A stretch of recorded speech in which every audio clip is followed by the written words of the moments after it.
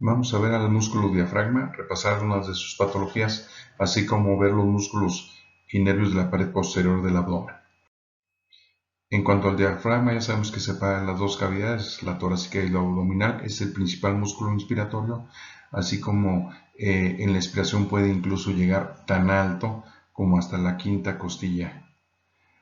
Posee dos caras, una abdominal y una torácica, y en la torácica podemos ver a través de la porción torácica podemos ver el tendón central, donde convergen las fibras musculares como una especie de tres hojas, y no tiene una inserción ósea, ¿verdad? Y está perforada por la vena cava inferior. Tiene una porción external con unas bandas musculares muy pequeñas que pueden o no estar, así como una porción costal que se origina desde los 6 últimos cartílagos y costillas inferiores, donde realmente se van a formar las cúpulas, así como una porción lumbar que está fija a la columna lumbar, y esta va a generar unos ligamentos arqueados medial y lateral. Los pilares diafragmáticos son dos: uno, el derecho, que es mucho más grande y mucho más largo, que va desde la tercera o cuarta vértebras lumbares, y van a ser realmente el pilar derecho el que forma el hiato esofágico, mientras que el pilar izquierdo es un poco más alto, es de las dos o tres primeras vértebras lumbares, y es la que junto con el ligamento arqueado y el pilar derecho va a ser el hiato aórtico. El diafragma se inserta a cada lado en los ligamentos arqueados medial y lateral, que son engrosamientos de las fascias del músculo psoas y del cuadrado lumbar. Y hacia la parte superior del diafragma, el tendón central se fusiona con el pericardio fibroso del corazón. En cuanto a su vascularidad, está dada por las pericardiofrénicas y musculofrénicas, ramas de la torácica interna, y de las frénicas superiores, ramas de la aorta torácica, y en su porción inferior por las frénicas inferiores, ramas de la aorta abdominal. El drenaje venoso está dado por las venas pericardiofrénicas y musculofrénicas, que irán a la torácica interna, mientras que las frénicas superiores irán a la vena cava inferior, mientras que las venas frénicas inferiores, la derecha, irá a la vena cava inferior, y la vena frénica tendrá dos componentes: a la vena cava inferior también, así como a la vena suprarrenal del lado izquierdo. El drenaje linfático es libre, ya sea puede ser o irse hacia el tórax o al abdomen. Si es hacia la caja torácica, va a ser a través de los ganglios diafragmáticos anteriores y posteriores, a los ganglios frénicos, paraesternales y mediastinales posteriores. Y si es hacia el abdomen, irá a ser a los ganglios diafragmáticos anteriores, a los frénicos y a los lumbares superiores, o a los cabo aórticos. En cuanto a la inervación, es dada por el nervio frénico, que se compone de C3, o sus orígenes están en C3 y C5, que va a ser la inervación motora, así como llevar sensibilidad propioceptiva y de dolor. Los nervios intercostales no participan en la estimulación motora del diafragma, pero sí hacia la sensación sensitiva o dolor o alguna alteración a ese nivel. En cuanto a las aperturas, en el tendón central se encuentra el orificio de la vena cava superior, que en posición de pie se encuentra más a nivel de T8, T9, y por ahí pueden pasar o no las ramas del nervio frénico derecho. En cuanto al hiato esofágico, es ovalado, es central y está más a nivel de T10, y es un esfínter muscular que ayuda al esfínter esofágico inferior de músculo liso del diafragma. A través de él pasan los ramos o troncos vagales izquierdo y anterior y posterior, así como los vasos gástricos izquierdos y ganglios linfáticos y conductos linfáticos, y está superior y a la izquierda de lo que será el hiato aórtico, que este está aproximadamente a nivel de la T12, de la vértebra T12, entre los pilares del diafragma y por detrás del ligamento arqueado medial. A través de este pasa el conducto torácico y en ocasiones puede pasar la vena ácigos o la hemiácigos. En cuanto al triángulo esternocostal, es entre las inserciones entre el esternón y las costillas, y por aquí pueden pasar los vasos epigástricos superiores y algunos conductos linfáticos. También otros componentes que pueden atravesar el diafragma serían los troncos simpáticos y los nervios esplácnicos. En cuanto al diafragma, la función principal es cuando se contrae, la cúpula es descendida o empujada inferiormente y a su vez empuja las vísceras abdominales. Esto aumenta la cavidad torácica y permite que esta disminución de presión intratorácica permita que entre aire a través de la tráquea y de los bronquios. Y el aumento de presión intraabdominal por el descenso del diafragma favorece el retorno sanguíneo de la cava inferior por un efecto de succión de la presión negativa que tiene a nivel torácico. Eso facilita que haya un retorno venoso del abdomen hacia el tórax. La orientación clínica del diafragma, la disnea lo comentamos como una dificultad respiratoria. Un paciente que tiene disnea favorece el tener una mejor respiración si está sentado, porque eso incrementa el volumen pulmonar, ya que el diafragma trabaja a favor de la gravedad y no en contra, como cuando estuviéramos acostados. Entonces una gente que tiene disnea, si se acuesta, empeora su disnea, y si está sentado, le favorece la respiración. En cuanto al hipo o el singultus, son contracciones espasmódicas e involuntarias del diafragma. Es una inhalación o un cierre súbito de la glotis, y esto produce un ruido característico que todo el mundo conocemos. Esto se debe por una irritación de las terminaciones nerviosas del diafragma, o bien puede ser a nivel del tallo cerebral. Hay gente que tiene hipo a nivel central, y el hipo a nivel periférico sería por irritación diafragmática, que las causas más comunes serían una indigestión, la ingesta de bebidas alcohólicas o bien algún proceso irritativo frénico. Cuando hay una sección del nervio frénico, el músculo diafragma se paraliza y se atrofia, nada más en la mitad correspondiente. Entonces, clínicamente, en una radiografía simple de abdomen, de tóraco abdominal, podemos apreciar la elevación del diafragma respecto del otro. Si bien el diafragma derecho es un poquito más elevado que el izquierdo, no es tan marcado. Y también, si esto fuera una fluoroscopía, podemos ver que a la hora que inspira el sujeto, este hemidiafragma desciende, y como está paralizado, asciende.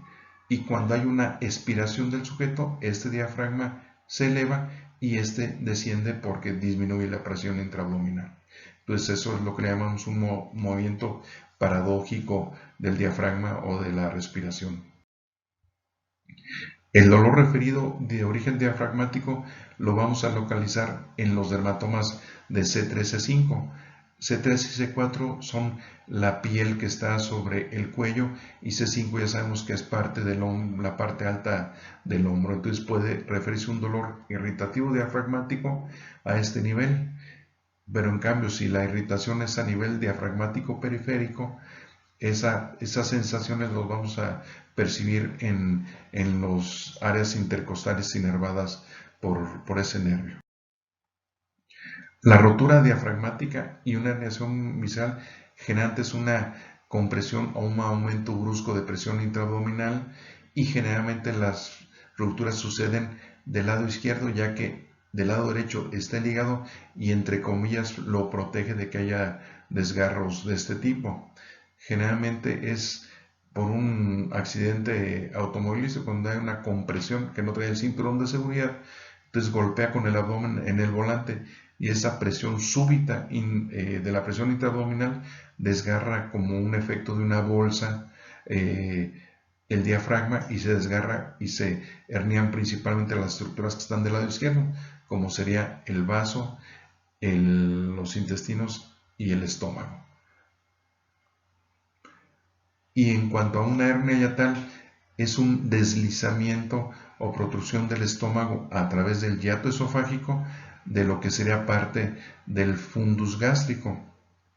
A través de este, entonces, si hacemos una endoscopia y nos quedamos arribita de la unión gastroesofágica, lo que veríamos es mucosa pálida, que es esofágica, veríamos la línea Z, inmediatamente por debajo de él una mucosa un poco más rojiza, que sería propiamente mucosa gástrica, y más distalmente apreciaremos el orificio de lo que es el hiato esofágico. Entonces, una hernia yatal es un deslizamiento de un estómago, del cardias y parte del fundus hacia el estómago a través del hiato esofágico. Entonces, esta es una imagen muy clara de lo que sería una hernia yatal mediante una endoscopia. Entonces, vemos parte de lo que sería el esófago distal, blanquecino. A este nivel quedaría la línea Z o la unión de los epitelios de estómago y esófago, un pedazo de estómago arriba o intratorácico, que sería esta parte. Aquí lo estamos viendo porque vemos parte de sus pliegues, aquí una cavidad o una dilatación de lo que sería la hernia y una pequeña estrechez más inferior, que sería el nivel del hiato esofágico diafragmático. La hernia diafragmática congénita es parecida a lo que será traumática. La única diferencia es que no se formaron o no se formó adecuadamente las hojas del diafragma, y esto lo podemos ver en cerca de 1 o 2 en 2000 nacidos. Lo que se aprecia es contenido abdominal dentro de la caja torácica. Esto va a condicionar compresión del pulmón o una inadecuada expansión del pulmón cuando el niño nace, y también el tener una hernia muy temprana y que las vísceras están comprimiendo al pulmón impiden que se desarrolle adecuadamente, y eso causaría una hipoplasia pulmonar de este lado. En cuanto a los músculos de la pared abdominal posterior, estos son el psoas, que ya lo comentamos o lo estuvimos viendo un poco cuando vimos el miembro inferior, que su inervación es dada por los ramos de L1 a L3, y su función principal es flexionar el muslo contra el abdomen, así como la flexión lateral del tronco y de la columna. En cuanto al psoas menor, que puede o no estar presente, es una inervación únicamente por L1, y su función es flexionar la pelvis sobre la columna a nivel lumbar. Realmente es mínima la acción que tiene. Y en cuanto al músculo ilíaco, que se junta con el psoas ilíaco, está dentro de la cara interna de la cresta ilíaca, es inervado por el nervio femoral o de los componentes L2, L4, y su función junto con el psoas es flexionar el muslo y estabilizar la articulación de la cadera, principalmente, y incrementar o fortalecer la función del psoas en cuanto a la flexión del muslo. Y el cuadrado lumbar o el cuadrado de los lomos está lateral al psoas y está inervada por ramas de T12 a L1 a L4. Su función es extender y flexionar lateralmente la columna vertebral lumbar, y por otro lado, fijar, como se fija a nivel de la cresta ilíaca, fijar la 12ª costilla. En cuanto a los nervios de la pared posterior abdominal, el nervio T12 sale por debajo del arco diafragmático lateral e inferior al borde inferior de mi 12ª costilla. Pasa a través del transverso y del oblicuo interno, y su función es inervar al oblicuo externo y parte de la piel que está arriba de la región inguinal y de la región del hipogástrico. En cuanto a los nervios espinales, ya sabemos que los espinales salen a través de los orificios intervertebrales, y estos se van a originar de L1 a L5 y van a dar sus ramos anteriores y posteriores. Los ramos posteriores inervarán los músculos del dorso, y los ramos anteriores darán inervación a la parte inferior del tronco y al miembro inferior. En cuanto a los segmentos L1 y L2, van a dar ramos comunicantes blancos para los ganglios de la cadena simpática para dar fibras presinápticas. Los troncos simpáticos lumbares, que son paravertebrales, generalmente son 4 ganglios y estos van a dar ramas interganglionares y producir la inervación a nivel periférico en cuanto a las glándulas sudoríparas y al músculo piloerector para tener una acción vasomotora, sudomotora y pilomotora. Entonces, resumiendo, en cuanto a los nervios del plexo lumbar, aquí tenemos esquemáticamente ellos. Tendríamos primero el nervio femoral que surge de L2 a L4, que sería el que va a pasar por debajo del ligamento inguinal, va en la pared posterior y que atraviesa el ligamento inguinal para inervar la región de la porción anterior del muslo. En cuanto al nervio obturador, también se origina de estos 3 segmentos y va a pasar por detrás de la rama superior del pubis a través del orificio conducto aductor. En cuanto al tronco lumbosacro, se forma de L4 y L5 y ya que se junta este tronco va a unirse con los 3 ramos sacros superiores para dar el nervio ciático pasando a través de la escotadera ciática mayor. En cuanto a los nervios ilioinguinal e iliohipogástrico, se originan de L1, el ilio hipogástrico es superior y el ilio inguinal es inferior, van a llegar a la región o para inervar la región de la ingle y la porción superior del pubis. En cuanto al nervio genitofemoral, se forma de L1, L2 y va a pasar o viajar a través del músculo psoas, lo va a perforar y sale para llegar también a la región inguinal e inervar parte de la piel del músculo del área del triángulo femoral, así como de los genitales externos. Y el nervio cutáneo lateral del muslo, que se forma de L2 y L3, va a pasar también por debajo del ligamento inguinal, pero medial a la espina ilíaca anterosuperior, y en ocasiones se puede encontrar el nervio obturador accesorio, que aquí en este caso no lo vemos.